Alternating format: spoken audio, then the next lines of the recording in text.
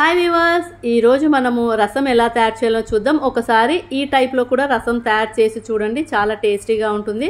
ఒక mixie jar తీసుకొని 1 tea spoon జీలకర్ర, 1 టీ స్పూన్ మిరియాలు వేసి ఫైన్ పౌడర్ లాగా చేసుకొని దాంట్లోనే నిమ్మకాయ సైజ్ అంత చింతపండు, అలాగే ఒక టమాటో, ఒక పచ్చిమిర్చి, 10 నుంచి 12 వెల్లుల్లి రెబ్బలు, అలాగే కొద్దిగా ఉప్పు, 1/2 టీ స్పూన్ అంత పసుపు, అలాగే కొంచెం కరివేపాకు, కొంచెం కొత్తిమీర వేసి కోర్స్గా గ్రైండ్ చేసేసుకోండి. పేస్ట్ లాగా చేయకండి, కోర్స్గా గ్రైండ్ చేసేసుకొని ఆ మొత్తం పేస్ట్ని మీరు ఏ దాంట్లో చారు చేస్తారో దాంట్లోకి వేసేసుకోండి.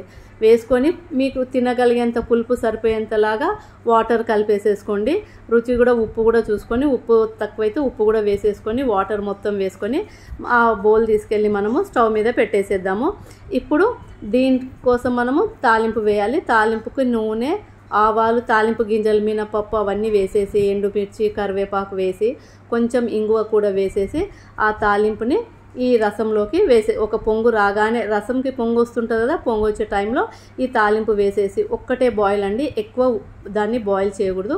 ఒక్క బాయిల్ చేసేస్తే మనకు రసం రెడీ. చాలా టేస్టీగా ఉంటుంది. మీరు దీన్ని ఫ్రిడ్జ్లో పెట్టాల్సిన అవసరం లేదు. 2-3 డేస్ బయట పెట్టినా కూడా చెడిపోకుండా ఉంటుంది. చాలా టేస్టీగా ఉంటుంది. మీరు ఖచ్చితంగా ఒకసారి దీన్ని ట్రై చేయండి.